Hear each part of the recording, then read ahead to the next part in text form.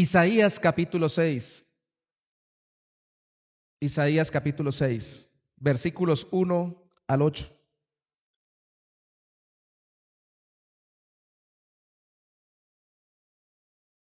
Isaías capítulo 6, versículos 1 al 8. Leo en Reina Valera contemporánea. Dice: en el año que murió el rey Usías, yo vi al Señor sentado sobre un trono alto y sublime.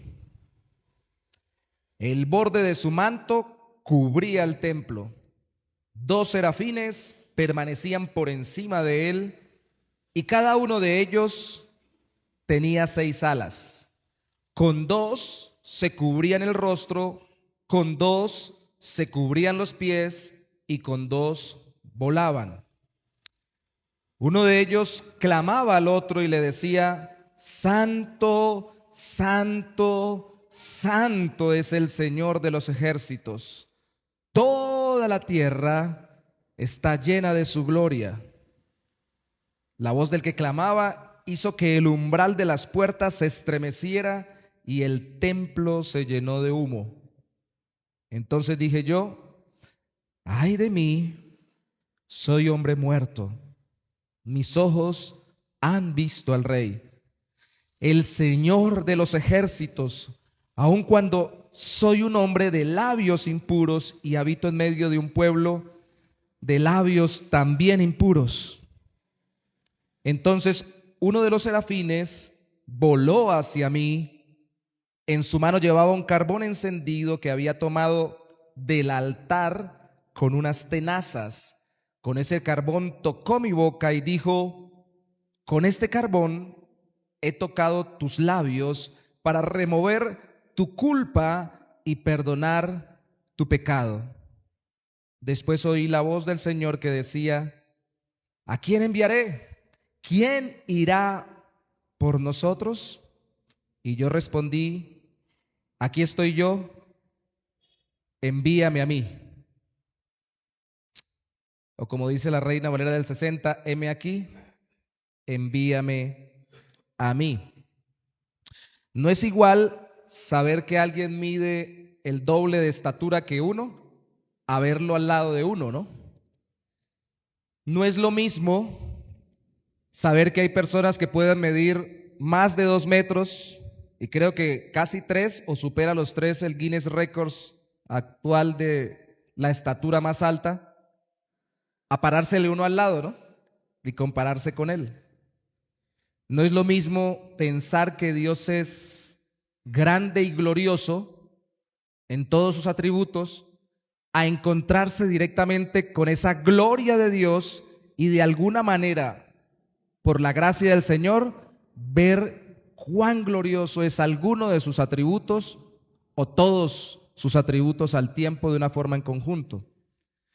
No es lo mismo hablar del brillo de la luz a tener ojos para ver la luz. Entonces, ¿qué queremos ver hoy con respecto a la relación con Dios y a nuestros encuentros con Él? Como lo tuvo Isaías con Dios, que Dios no solo es glorioso, sino que Él se muestra glorioso ante el ser humano para convertirlo y santificarlo. Es decir, que no solo necesitamos tener el concepto de que Dios es grande y lleno de gloria, sino que necesitamos experimentar en la relación con Él, hoy a través de la oración y de la palabra, cuán grande y gloriosos son sus atributos.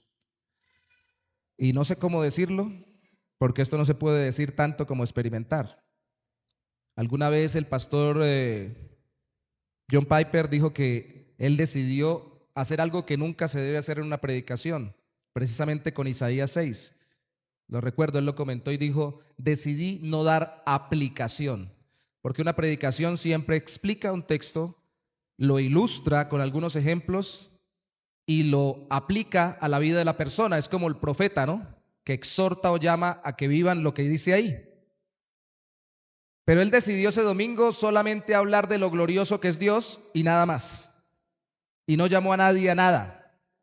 aunque el texto nos da para llamar a todos a algo muy importante, que es convertirse y santificarse y servir al Señor, pero él no lo hizo. Hizo ese experimento y dijo, cuando terminé de predicar, dije, ¿qué pasará? De pronto se me acercó una pareja y me dieron las gracias y dijeron, gracias por mostrarnos a Dios tan glorioso como Él es. Y lo que le dijeron fue, lo necesitábamos porque estamos pasando por una situación muy difícil. Y si no recuerdo mal, lo que él refirió que ellos le contaron es que su hija había sido abusada sexualmente y estaban pasando por un conflicto interno muy grave. Y uno dice, ¿qué tiene que ver lo uno con lo otro? Pues que entre más glorioso y más grande es Dios, más pequeñas son sus dificultades y problemas. Y más sencillas son las soluciones para todo. Pero necesitamos verlo tan glorioso como Él es. Dos cosas sencillamente queremos ver hoy. Primera, centrada en Dios, Dios llena todo con su gloria. Se leía en el Salmo inicial que la tierra sea llena de la gloria de Dios. Aquí se afirma que Dios llena todo con su gloria. Y lo segundo, que el hombre sea impactado, o el ser humano, hombre o mujer, por la gloria de Dios. No por la gloria de los hombres, no por la gloria de una religión, la gloria de una denominación o la gloria de un movimiento religioso, sino por la gloria de Dios. Y empecemos definiendo qué es gloria. No quién es gloria, porque glorias hay muchas. Hermanas y hermanos creyentes, hermanos, no hermanas, hermanas, no hermanos. Ahí está un pastel gloria. No sé si ustedes lo han comido. Rico, ¿cierto? Sabe a gloria. ¿Qué es la gloria? En el Nuevo Testamento, cuando se habla de Jesús en Juan capítulo 1, versículo 14, dice, y vimos su gloria, gloria como del unigénito del Padre, lleno de gracia y de verdad.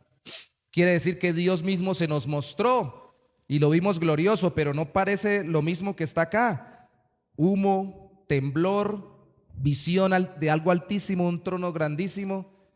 Es la misma gloria, es la misma gloria. Lo que pasa es que todas estas representaciones en visiones que Dios les mostraba a los profetas en el Antiguo Testamento son manifestaciones que ilustraban sus atributos o características, y en Cristo vemos todo eso mismo. Y aquí vamos a resaltar dos cosas de Dios: su soberanía y su santidad. Y Cristo es soberano o Señor, y Cristo es santo, santo, santo.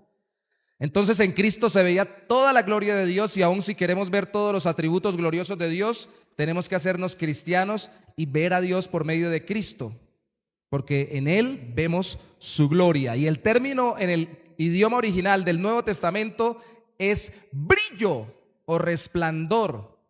Cuando uno dice que algo es glorioso es porque lo deja como encandilado. Eso es wow. Creo que hace un tiempo lo puse como ejemplo cuando estábamos en Lebrija, hablando también del término gloria en otro texto y en otro tema, y les decía que es como cuando uno dice que es una característica que permanece en alguien, que dice uno, por ejemplo, brilla por su ausencia. Es un dicho que hay por ahí. Quiere decir que se destaca porque nunca está. Es algo malo, pero algo que lo destaca. ¿Qué destaca a Dios? ¿Qué se le ve a Dios refulgente o brillante? Según el término en griego del Nuevo Testamento, todo eso se ve en Cristo. Y según este término en el Antiguo Testamento, es lo mismo que pesa de Dios. El término gloria allí es peso. Y uno también lo usa hoy en día en la forma de hablar. Uno dice, su presencia pesa. El criterio de esa persona tiene peso. La vida de esa persona le pesa, para bien o para mal, a estas personas, a esta familia, a esta iglesia.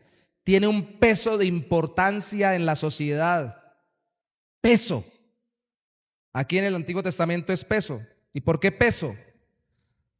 Porque obviamente se hace sentir y tiene mucho mayor trascendencia quien Dios es que lo que nosotros somos. Peso, esplendor, gloria. ¿Qué mostró Dios aquí de él? Dos cosas: soberanía y santidad. Esta primera es maravillosa muy difícil de entender cuando uno la quiere ver desde su perspectiva humana, muy satisfactoria para el corazón humano cuando se deleita en ella. Dice el verso 1: en el año que murió el rey Usías, yo vi al Señor sentado sobre un trono, subraye, trono, y destaque los adjetivos de ese trono: alto y sublime, que podría tener connotación tanto de lo físico como lo espiritual o trascendente, porque él estaba viendo, aunque era una visión espiritual, algo muy alto, y por eso les decía en el principio, no es lo mismo pensar en alguien alto que en verlo alto delante de uno. Pero ¿qué es lo que veía alto de Dios? ¿Qué es lo que veía sublime o extremadamente valioso de Dios? Su trono. ¿Y qué es un trono?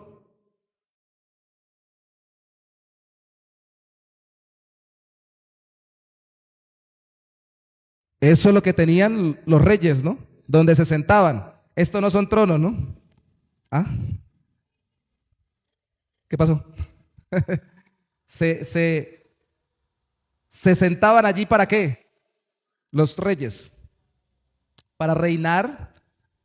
Se suponía que desde allí el trono simboliza poder, dominio y que no necesita levantarse a ordenar, porque dicen por ahí que cuando alguien se para a decir yo mando es porque no manda nada, ¿cierto?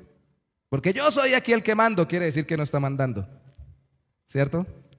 Pero cuando alguien simplemente con estar, incluso sentado como los reyes, y a veces solo con mirar, alguien me decía que antes la crianza era mucho más sencilla, porque antes los papás no le decían que se porte bien, sino solamente lo miraban y el niño se sentaba.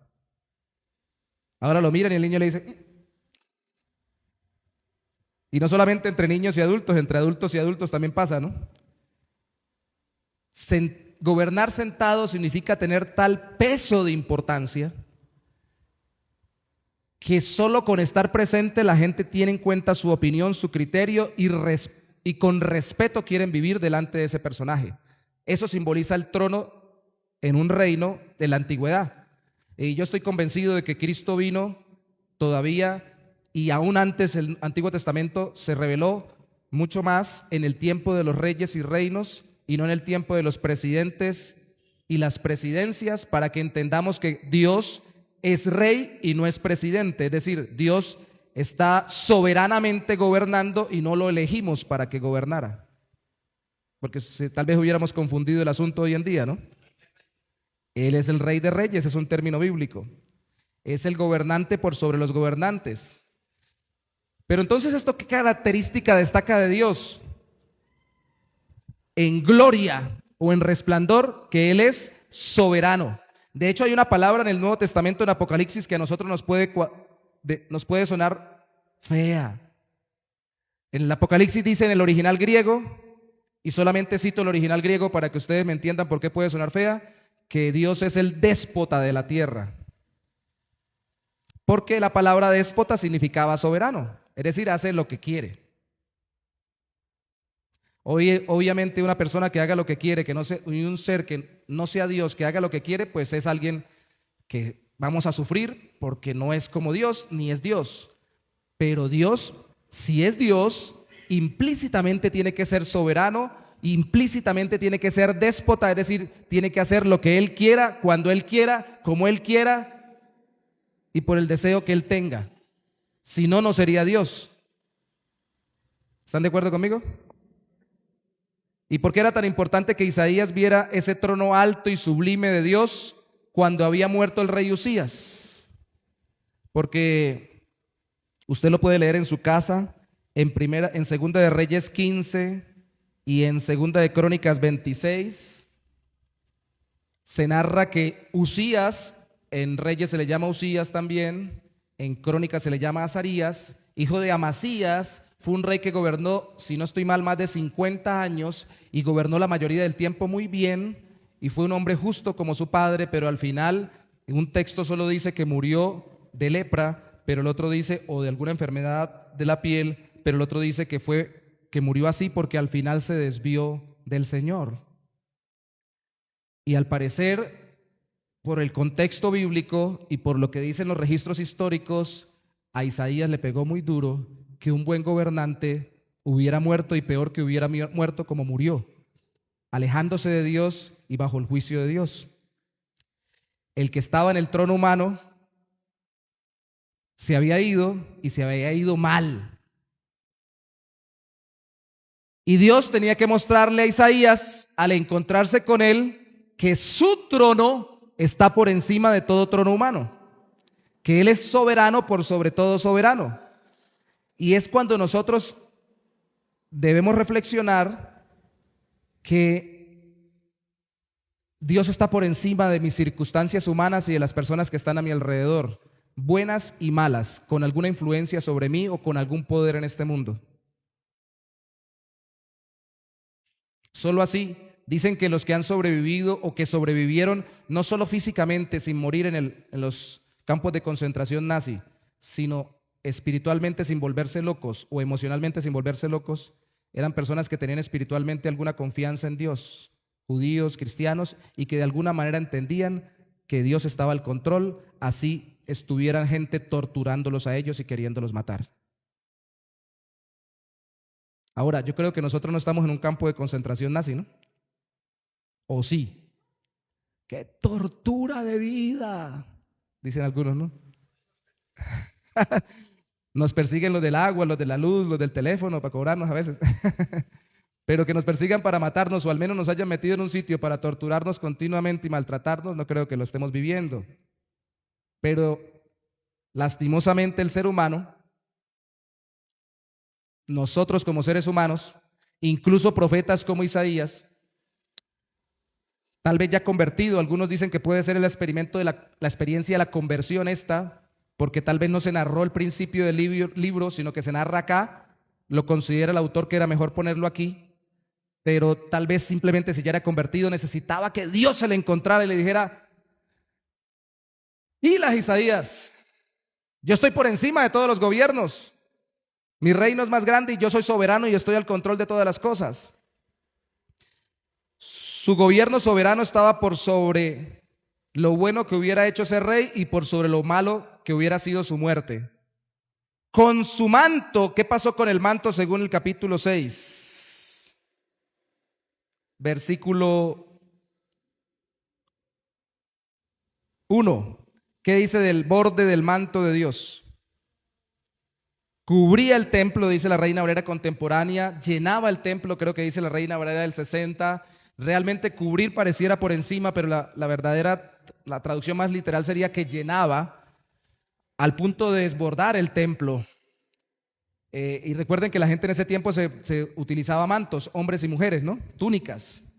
Todos tenían faldas. En ese tiempo no había problema de si el hombre usa pantalón, la mujer usa falda, todos usaban falditas.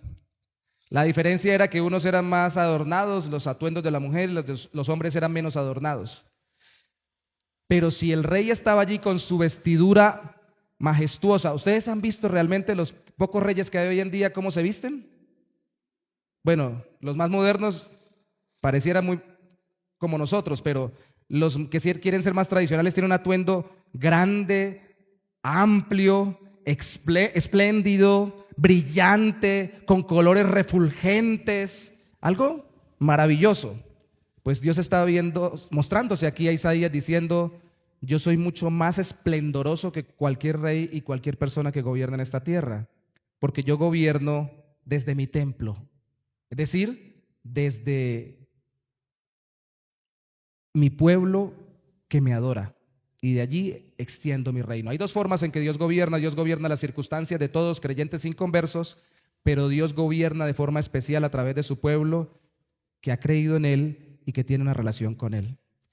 Entonces Dios es gloriosamente soberano. Con su manto cubría, llenaba el templo, que el rey Salomón también, cuando inauguró por allá en Reyes 8 y en Segunda de Corintios también, si no recuerdo mal el capítulo, no recuerdo el capítulo, dice que cuando se inauguró también se llenó de una nube en la inauguración. Incluso en Reyes dice que Salomón dijo: Señor, tú has dicho que te mostrarías en la oscuridad. ¿Por qué oscuridad? ¿Por qué nube? ¿Por qué algo que llena el templo? ¿Por qué ángeles? Mire conmigo el versículo siguiente. 2. Permanecían encima de él y cada uno de ellos tenía 6 alas, con 2 se cubrían el rostro, con 2 cubrían los pies y con 2 volaban. ¿Por qué ángeles alrededor de él adorándolo? Porque está mostrando cuán puro y cuán grande es él y cuán soberano es su dominio sobre todos, porque estos estaban, algunas traducciones bíblicas no estaban simplemente al lado, sino que estos que eran ángeles puros, que la traducción literal es fuego o encendidos de la pureza espiritual que tenían, nunca como la de Dios, estaban sirviéndole, dispuestos a servirle. ¿Recuerdan cómo nos enseñó a orar Cristo? Padre nuestro que estás en los cielos, nadie se vaya a echar la cruz. Santificado sea tu nombre, venga tu reino, hágase tu voluntad, así en la tierra, como se hace en donde. Danos hoy nuestro pan de cada día, perdona nuestras ofensas, como también nosotros perdonamos a los que nos ofenden. No nos dejes caer en tentación, mas líbranos del mal. Que nosotros hagamos su voluntad, ¿cómo se hace? En el cielo. Los ángeles no tienen problema de obedecerle a Dios, nosotros sí. Los ángeles que quedaron con él después de la rebelión de Satanás le obedecen y los ángeles más puros le hacen caso. Él tiene su trono tan alto que los seres más puros no pueden desobedecerle, le hacen caso. Pero él también es gloriosamente santo. Uno de esos ángeles que decía, versículo 3, santo, santo, santo. Hay varias canciones, ¿cierto? Santo, santo, santo, Señor omnipotente, siempre el labio mío lores te dará. Algunos dicen que es santo, santo, santo, porque santo es el Padre, santo es el Hijo y santo el Espíritu Santo. Bueno, ahí no está la Trinidad explicada, pero podemos aludir que como tanto el Padre y el Hijo como el Espíritu Santo son Dios, pues los tres son santos. ¿Y qué es ser santo? La palabra santo significa, así como gloria significa peso, aquí lo que pesa o que resplandece de Dios no es simplemente que es soberano y controla todo, sino que es puro, limpio, sin pecado. La palabra santo significa separados. Las cosas se santificaban, las personas se santificaban, se separaban de algo para dedicarlas a algo. Pues Dios es el único que es eternamente separado, completamente y por naturaleza diferente a su creación, totalmente puro, moralmente impecable y gloriosamente sublime, perfecto e inigualable. Tanto que todos los atributos de Dios se les pone el apellido de santos. Su justicia es santa, sus designios son santos, su juicio es santo, su misericordia es santa, su bondad es santa. Todo lo que usted le ponga de atributo a Dios tiene como apellido santo. Eso aparece por todos lados en la Biblia. ¿Por qué? Porque Él es totalmente puro. Santo, santo, santo.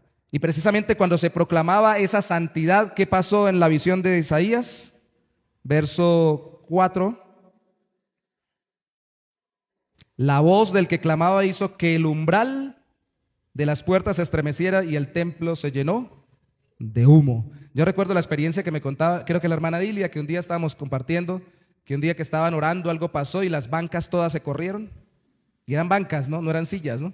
Pero eso no fue por la presencia de Dios, sino por al parecer la presencia del maligno, alguna cosa rara que llegó allí. Y a la gente le queda tan fácil rápidamente interpretar y más fácilmente se dejan llevar, obviamente, fuera de la iglesia, pero en la iglesia aún nosotros también, a veces hay congregaciones que mencionan tanto al diablo porque le tienen un respeto al diablo y a sus demonios. Si llegan, algo se movió, alguien está aquí, están entre nosotros, ¿cierto? Y puede ser real, como en ese momento tal vez ellos lo vivieron, o puede ser simplemente temor y miedo que le tienen. Pero si eso pasa con un, perdón por la expresión, un demoniucho, un debilucho ser creado junto con algunos que se armen combo allí, comparados con Dios, porque comparados con nosotros son mucho más fuertes. Ahora, ¿qué pasa cuando Dios manifiesta de forma tangible su presencia en nuestras vidas? ¿Qué podría pasar? Debería ser la impresión mucho más grande. ¿Será que se muere uno? Si siente que Dios está ahí al lado de uno fuerte y tangiblemente como ellos sintieron. ¿Y si tiembla? ¿Y esto pasó solamente en el Antiguo Testamento? No. En el Nuevo Testamento los discípulos estaban orando, Hechos capítulo 2, Hechos capítulo 4, y en uno de esos dos eventos que ellos oraban para que Dios hiciera su voluntad y los protegiera, tembló. Y fueron llenos, más llenos todavía del Espíritu Santo. ¿Qué pasa si tiembla? Está temblando, un terremoto, salgamos corriendo. ¿Por qué tiembla precisamente cuando se dice que Dios es santo? ¿Sabe? R.C. Sproul, teólogo que falleció hace unos años, tiene una serie completa que se la recomiendo sobre la santidad de Dios, y si no estoy mal la saca de este texto, y habla del trauma de la santidad. Es traumático encontrarse con la santidad de Dios. Nada más imagínensela en Cristo. ¿Ustedes por qué creen que a Cristo lo aborrecían? Uno dice por el pecado, sí, pero es que el pecado queda en evidencia frente a lo santo.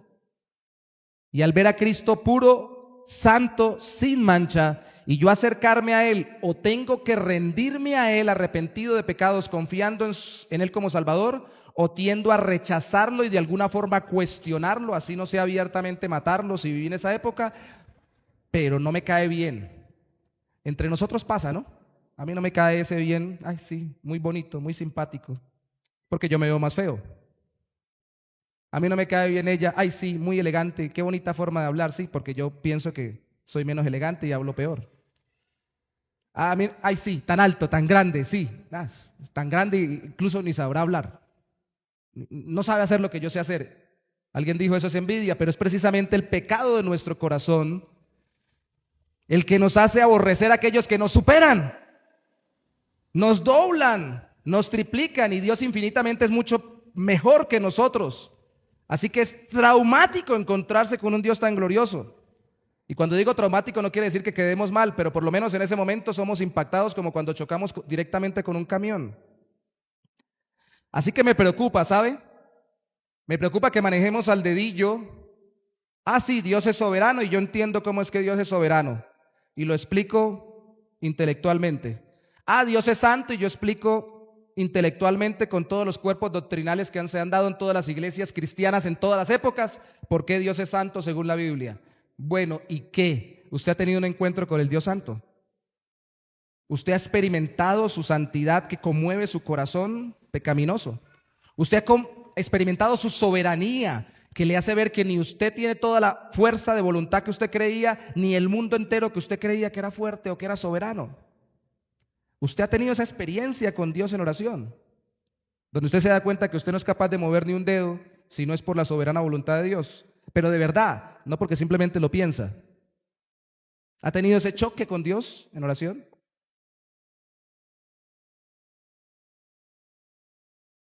Pues eso es lo que debería hacernos decir: Señor, tú eres glorioso y tú llenas toda la tierra. Tu presencia y tus atributos deben estar en todo lugar. Él es omnipresente, pero debe manifestarse a todos, especialmente en mi vida. ¿Qué es lo que pasa como consecuencia de esto? ¿Qué sucede cuando una persona se encuentra con un Dios soberano y santo? Dos cosas sencillas. Si Él es santo, tengo que convertirme o arrepentirme de mis pecados. Y si ya soy convertido a Cristo, tengo que santificarme. Y si Él es soberano, pues entonces tengo que obedecerle y estar dispuesto a servirle. ¿Ya? Es así de sencillo. ¿Cómo lo sabemos?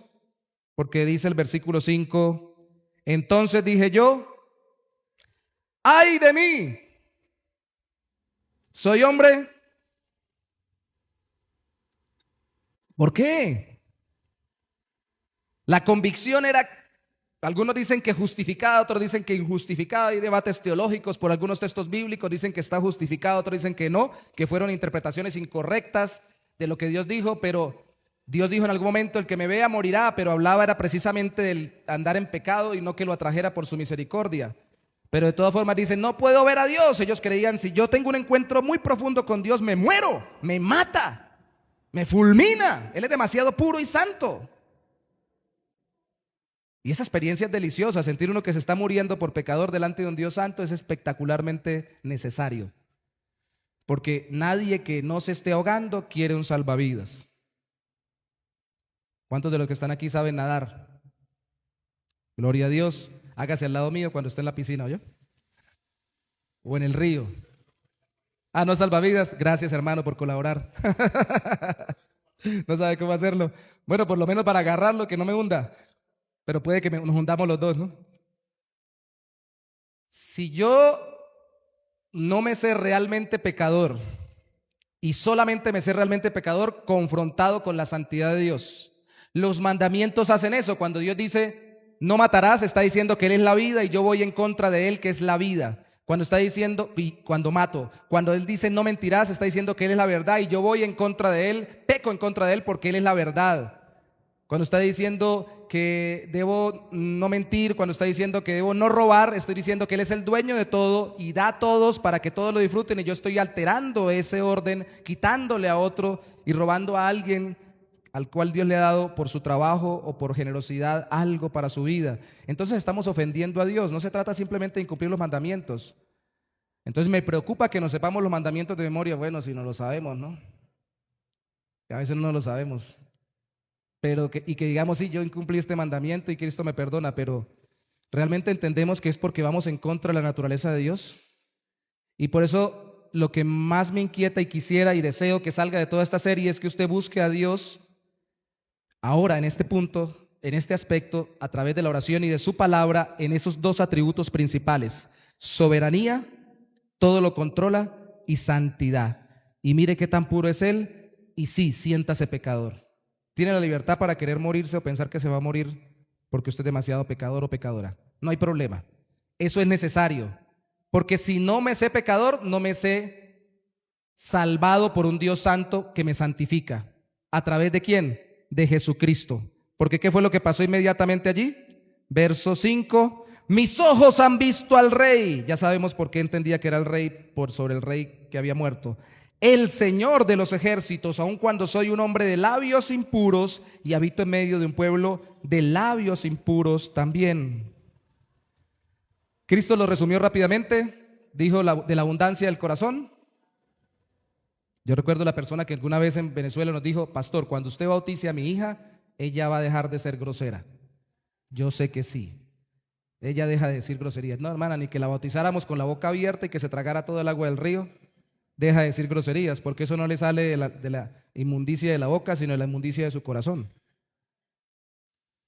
Y eso, aparte de todo, es un falso concepto del bautismo. Yo lo comento cuando estamos enseñando sobre el bautismo. Quien se va a bautizar debe saber que la ceremonia no lo salva. La ceremonia muestra públicamente que ha sido salvado por Cristo y que algo ha pasado en su corazón. Pero definitivamente mucho de lo que decimos muestra lo que pensamos y sentimos. Y cuando Isaías dice eso, quiere decir: soy pecador. Sí, o sea, ni para qué hablo. Es que solamente diciendo soy labio de hombres impuros, ya dice, cualquier cosa que diga ya está mal. O sea, escribió Santiago en el Nuevo Testamento: el que controla su lengua es un hombre perfecto. ¿Y quién la controla? ¿A quién no se le ha salido una mala palabra? No estoy hablando ni siquiera de groserías o vulgaridades, sino simplemente una palabra grosera, irónica, sarcástica, malintencionada, con doble sentido, menospreciativa con respecto a alguien. Y dijo alguien: y cuando uno se calla y se tapa la boca, le salen letreros, como las comiquitas, porque uno no lo dice, pero lo está pensando. Corazones impuros, pecadores, solamente tienen oportunidad de ser salvados y purificados por la fe en Cristo si se saben delante de un Dios santo. Por eso es que cuando predicamos el Evangelio no solamente podemos predicar en el gran amor de Dios o del gran amor de Dios en Cristo Jesús, que sí debemos hablarlo, pero debemos hablar de su gran santidad para que la persona se sepa grandemente amada por Dios, que entregó a su Hijo para salvar a un pecador merecedor del infierno. Porque si Él no fuera tan santo, yo no estaría tan condenado por ser tan lejano a su voluntad y a su naturaleza.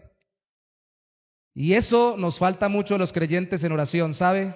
De nuevo me preocupa que oramos y decimos: Señor, gracias. A veces nuestra oración se parece un poquito a la del fariseo, ¿sabe? De la parábola de Cristo. Gracias, Señor, porque yo estoy orando, estoy aquí en la iglesia. Gracias, Señor, porque yo estoy diezmando. Gracias, Señor, porque realmente no estoy pecando. Uy, pero mire ese que entró, Señor, uy, sí, ese es terrible. Se parece a la oración del fariseo cuando entró el publicano en la parábola de Cristo, ¿no? Uy, ese quién sabe si tenga perdón de Dios. No estoy entendiendo entonces el Evangelio. O no lo estoy viviendo si realmente he creído en Cristo como debería vivirlo. Y no estoy disfrutando de un impacto profundo en la relación con Dios de su santidad. Cada que se encuentre un texto sobre la santidad, la pureza, la sublime naturaleza de Dios, libre de toda clase de contaminación, siéntase pecador, pero al mismo tiempo siéntase salvado en Cristo para que realmente se sepa salvado por Él. Porque este hombre que tenía el labio impuro, ¿qué podía hacer? Nada. ¿Quién lo hizo? Dios. ¿Qué hizo? Dice el versículo 6, uno de los serafines voló hacia mí, en su mano llevaba un carbón encendido que había tomado del altar con unas tenazas. Con ese carbón tocó mi boca y dijo, con este carbón he tocado tus labios para remover tu culpa y perdonar tu pecado. Entonces hoy debemos buscar hacer una fogata, meter leña, esperar que queden los carbones, sacarlos al rojo vivo y que hagan una cola, y aquí le vamos quemando los labios a cada uno. ¿Sí? Interpretación literalista que no es real. Esto era una visión. A él realmente no le quemaron los labios, aunque pudo experimentar la sensación, así como realmente no fue fuego lo que cayó sobre la cabeza de los discípulos en Pentecostés y no hubieran quedado calvos o sin cabeza, sino que fue una experiencia que representaba la purificación de su corazón y el perdón para sus pecados, una restauración completa que solo Dios puede dar, que uno no puede producir. ¿Se dan cuenta? Que sale el carbón, ¿de dónde sale? ¿De dónde? De la leña, claro. Y en el caso del texto bíblico, ¿de dónde sacaron el carbón? ¿De qué leña? La del asado. ¿Sí? Vamos a comer asado. ¿De dónde salió? Del altar. ¿Y qué es el altar? ¿Una tarima alta? No. ¿Qué era el altar? El instrumento para el sacrificio, un aparato en el cual se colocaba el animal y allí se quemaba luego de sacrificarse para Dios. Era el sacrificio sustituto por el pecador, sistema sacrificial dado a través de Moisés, ¿cierto? Que venía como consecuencia del pecado humano cuando Dios sacrificó un animal para cubrir con pieles a los seres humanos que pecaron, Adán y Eva. Entonces, ya no tiene que ser carbón en mi boca, ya no tenemos un altar acá. Entonces, ¿de dónde sale esa purificación? ¿Quién es el que fue sacrificado por nosotros? Cristo Jesús, de donde viene el Evangelio. Y se da cuenta que uno no crece, uno no viene a convertirse a Dios, la primera experiencia de conversión, arrepentido y confiando en Cristo, y luego ya de convertido no se santifica o se aleja más del pecado, sino entiende primero, acepta con todo el corazón y luego recuerda continuamente en vida devocional el sacrificio de Cristo por nuestras vidas. No hay ni conversión ni santificación sin el sacrificio de Cristo. Lo demás es moralismo, legalismo, religiosidad, es cambiar una ropa por otra, una forma de hablar por otra, una iglesia por otra, una denominación por otra y nada más. Si no está Cristo como aquel que redime mi vida, porque tiene que ser de fuera que me venga la santificación, no de dentro. Yo no la pude forjar, tuvo que Cristo traerla para mí, para mí. Ahora, ¿seré yo el único que he luchado con pecados o usted después de convertido ha luchado con algún pecado? ¿Necesita que le pasen el carbón por los labios o por algún otro lado? Métamelo en la cabeza, Señor, métamelo en la cabeza. Pues meterse el carbón en la cabeza es recordar el sacrificio de Cristo por mí y entender que Él pagó por mi pecado. Entre más conciencia tengo en oración y en la palabra de Dios de lo que Cristo hizo por mí, más victorioso seré sobre la tentación y sobre el pecado. Esto no es automático, esto es una guerra. Luchar contra el pecado significa guerrear contra la tentación a volver al pasado, confiando en lo que Cristo hizo para cambiar mi presente y mi futuro por la eternidad. Dios purificó sus labios, removió su culpa, perdonó su pecado, apuntando al sacrificio de Cristo por nuestro pecado, y eso deberíamos experimentar cuando cantamos y oramos. Miren, antes de ir cerrando, porque ya este es el segundo punto y no tengo sino dos. De pronto me invento un tercero ahorita. No, mentiras, solo tengo 2 puntos. Yo recuerdo cuando C.J. Mahoney pastor de Sovereign Grace, quiero ilustrarlo. En Estados Unidos le preguntaron, ahí está en YouTube la entrevista, dice, ¿y por qué ustedes hacen tanta alusión al sacrificio de Cristo en la mayoría de canciones? Porque sí se pueden sacar canciones, eso es toda una polémica, que con qué ritmo, que si con qué otro ritmo, pero ¿por qué sacan canciones tan centradas en Cristo? Y que la letra, por ejemplo, los salmos tienen letras que hablan de lo que yo siento, sí, el salmo dice, Señor, estoy perdido, estoy desamparado, no hay problema en expresarle eso a Dios, hay que hacerlo, en oración individual y congregacional también se puede, pero ¿por qué ustedes siempre ponen ahí el sacrificio de Cristo y la obra de Cristo?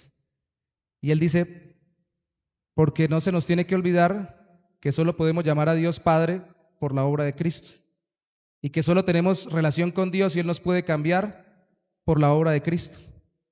Y si se nos olvida, yo le añado, ya no somos cristianos. Él dijo, no tenemos adoración ni tenemos transformación del corazón.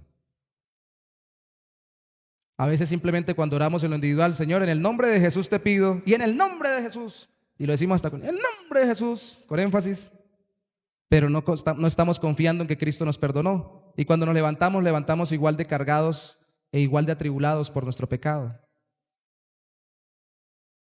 Este hombre fue profundamente convertido, si ya era convertido, fue profundamente santificado y estuvo profundamente dispuesto. Eso es alguien impactado por la gloria de Dios.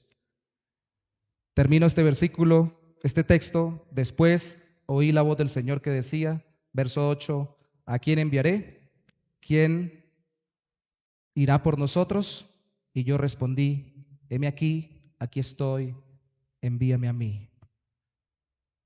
Ahora hacía la nota sobre el pastor Héctor. Dos tipos de personas pueden ser misioneras. Una bien religiosa que piensa que por ir a hacer misiones, que las hay, se está ganando la salvación. Y otra bien consciente de lo que Cristo hizo por él, que es capaz de poner la vida por otros, saliendo de la comodidad. ¿Qué tan dispuestos estamos para el Señor? Dios quiera que en nuestra oración tengamos este tipo de experiencias con Dios, donde se haga más real la santidad de Él, su soberanía, se haga más profundo nuestro arrepentimiento por pecados y nuestra confianza en que hemos sido perdonados en Cristo, y estemos más dispuestos a decirle al Señor, sí, yo voy. Yo me salgo de la comodidad y le predico a otro, le hablo el evangelio a otro, sirvo a alguien más en el nombre de Jesús. Con lo que tengo, con mi trabajo, con mi familia, con mis defectos, con mis virtudes, con todo, Señor, envíame a mí. Yo quiero ir. Yo creo que la mayoría de las veces cuando hay pocos que dicen envíame a mí, yo quiero ir, es porque poca experiencia profunda tenemos con la santidad y la soberanía de Dios. Porque si Él es santo, ¿cómo voy a permanecer en el pecado? Y si Él es soberano, ¿cómo le voy a decir que no? Tú eres soberano, Señor. Estoy siendo sarcástico, por si acaso. Y uno le dice, eres glorioso, cuán santo eres, pero déjame seguir pecando. Cuán soberano eres, todo lo controlas, pero no me pidas que haga eso. No es coherente, ¿cierto? Y uno no lo dice, pero lo experimenta. Por eso este mismo hombre y otros han dicho, el que comentaba, creo que también lo dijo, el problema con los cristianos es que no decimos mentiras, las cantamos. Heme aquí, yo iré, envíame a mí, que dispuesto estoy. ¿Está dispuesto? Bueno, pero más tarde. ¿No está dispuesto? Dijo alguien, esté dispuesto y disponible. Estar dispuesto a decir, sí, yo lo voy a hacer, y estar disponible es que cuando me digan, voy. Isaías tuvo tal impacto traumático pero positivo con la soberanía y santidad de Dios que si no era convertido, se convirtió. Y si era convertido, se avivó en santificación y disposición a servirle a Dios. A pesar de que usted va a leer los versículos siguientes que lo citaba Marcos cuando explicaba en un miércoles sobre las parábolas, que él le iba a predicar al pueblo y el pueblo no le iba a hacer caso. Eso dicen los versículos siguientes. Y de todas formas aceptó. ¿Ustedes saben lo que es ese tipo de ministerio? Pues cuando uno está impactado por la santidad y la soberanía de Dios, uno le hace caso a Dios donde lo mande, así Él le diga, lo voy a mandar y nadie le va a hacer caso, voy para esa. Porque tú eres soberano y tú eres santo. Necesitamos chocar de frente en nuestra vida devocional, de oración y de lectura de la palabra, con la soberanía y la santidad de Dios, para que nos convirtamos si no hemos sido convertidos, pero si ya estamos en Cristo, nos santifiquemos más profundamente y sirvamos más diligentemente. Póngase sobre sus pies, por favor, conmigo para orar.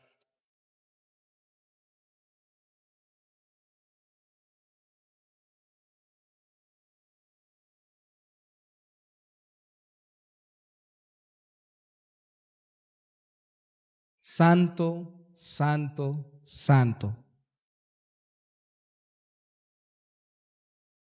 ¿Qué puede venir a su mente cuando piensa en esa palabra?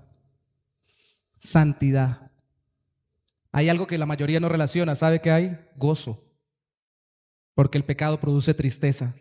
La mayoría piensa santo es aburrimiento y tristeza. No, no hay nadie más feliz y dichoso que Dios, libre de toda impureza. Señor, danos esa dicha, como lo llama Cristo, bienaventuranza, traducida en la Reina Valera en el Sermón del Monte, o felicidad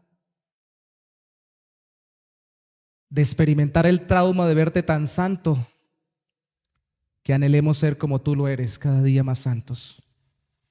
Sepamos que no lo podemos ser, confiemos más en Cristo y anhelemos más ser transformados por tu santidad.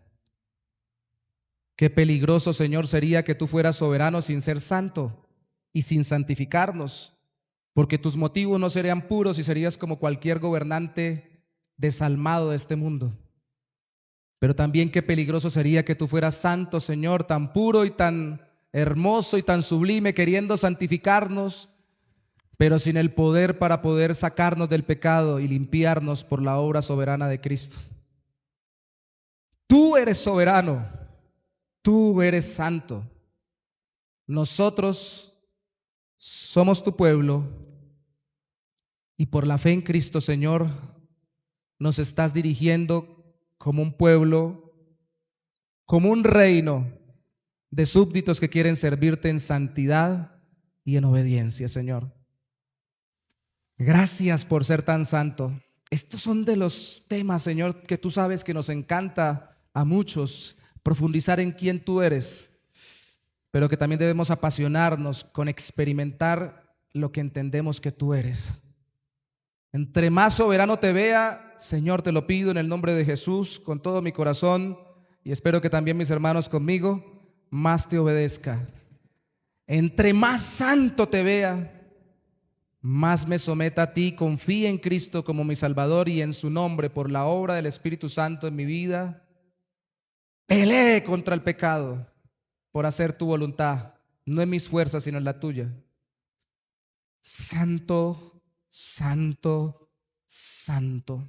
Y no está mal, Señor, anhelar que ojalá nos des algún temblorcito, tal vez no de umbral del templo, pero sí tal vez del cuerpo o al menos del alma, cuando pensemos en tu santidad. Conmuévenos hasta lo más profundo con quien tú eres, para que tú te nos muestres glorioso y seamos por la fe en Cristo cada día más conforme a tu imagen, Señor. Ya basta de tener un Dios que es más a nuestra imagen. Queremos verte glorioso como tú eres para ser transformados a tu imagen. Ese es el orden bíblico, Señor. Y eso es lo que queremos vivir por la fe en Cristo. Te lo pedimos en el nombre de Jesús. Amén y amén. Dios los bendiga. Pueden sentarse un momento, mis hermanos.